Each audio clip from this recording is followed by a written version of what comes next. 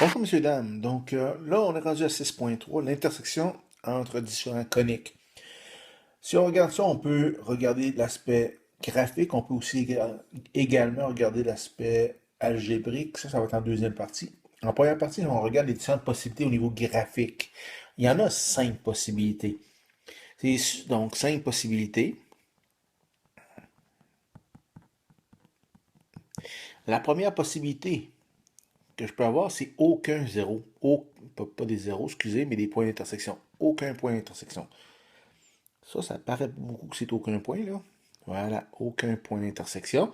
Donc, à ce moment-là, graphiquement, c'est une des possibilités. J'ai un cercle ici et supposons, je pourrais avoir une parabole à quelque part située comme ça. Aucune intersection. Je peux avoir, bon, il y a différentes possibilités. Un ellipse et une droite de ce type-là. Encore là, aucune intersection. Ça, c'est une possibilité. Deuxième possibilité, je pourrais avoir un point d'intersection. Donc, comme possibilité, le plus rapide, ce qu'on voit souvent, c'est un cercle avec une tangente, donc il y a un point d'intersection. On peut également avoir, bon, exemple, un ellipse avec une parabole, où la parabole aura un point d'intersection à son sommet. Ça, c'est des possibilités. Il y en existe d'autres graphiques possibles, mais pour un point, ça donne ça. On peut également avoir deux points d'intersection. Donc, ish, je pense que c'est le temps de trouver l'efface. Bien, donc, prise 2. Donc, j'ai dit deux points d'intersection.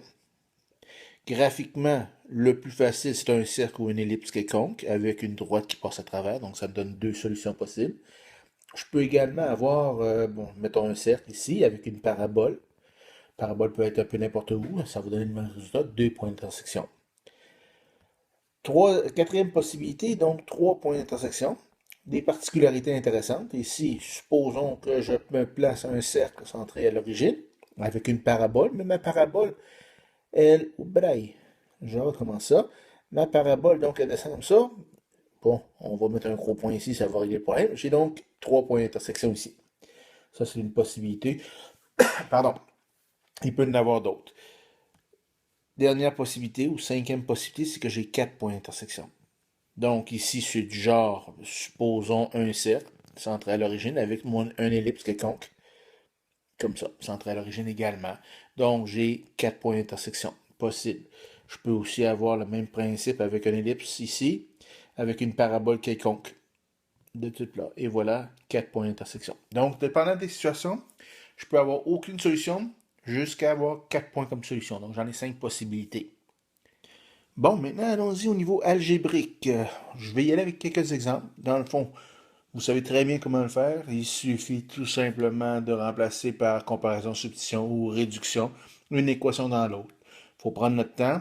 Puis souvent, ben, l'algèbre est assez longue à effectuer. Il faut prendre son temps puis y aller doucement pour pas avoir d'erreur en cours de route. Et habituellement, règle générale, vu qu'on a au moins deux points d'intersection, bien, on va se ramasser avec une équation de degré 2. Donc, il va falloir utiliser la bête. Donc, allons-y pour le fun avec ici, j'ai, premier exemple, j'ai la première équation qui est x2 plus y2 est égal à 676, qui est une équation pour un cercle.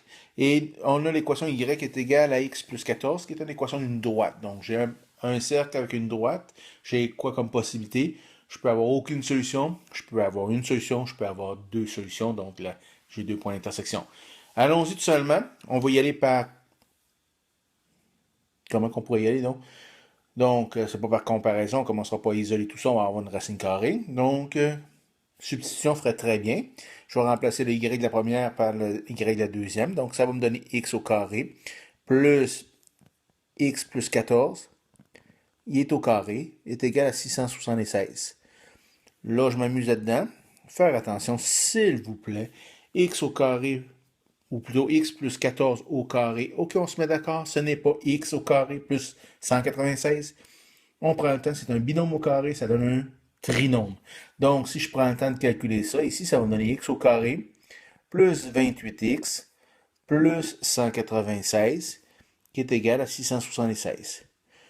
Je m'amuse un petit peu ici, je regroupe mes termes semblables, ça donne 2x2 plus 28x moins 100, pardon,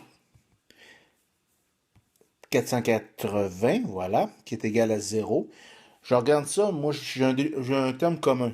Mise en évidence simple de 2, donc x au carré plus 14x moins 240. Et le terme que j'envoie, il multiplie en avant, donc j'envoie diviser l'autre bord, égal à 0.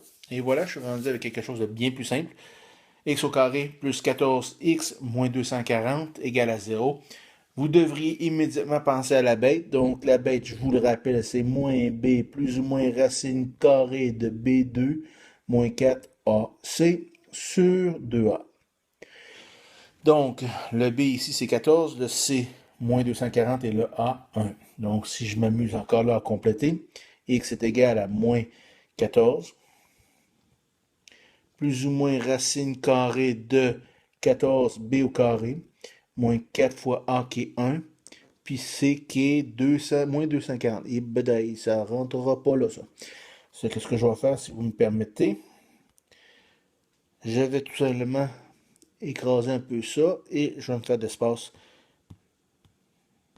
Donc, 4 fois 1, 4, moins 240. Ish. En tout cas, bon. Voilà, sur 2a qui est 2 fois ça. Donc, je continue ici, ça fait moins 14, plus ou moins racine carrée. Si je regroupe tout ça, ça donne 1156 sur 2.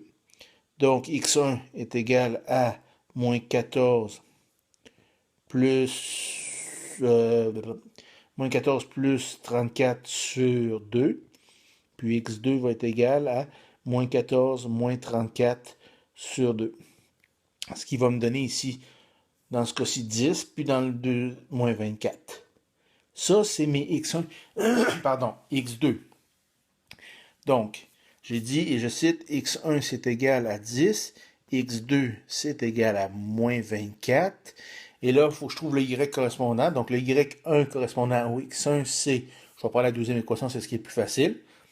Donc, c'est 10 plus 14 qui est 24, puis y2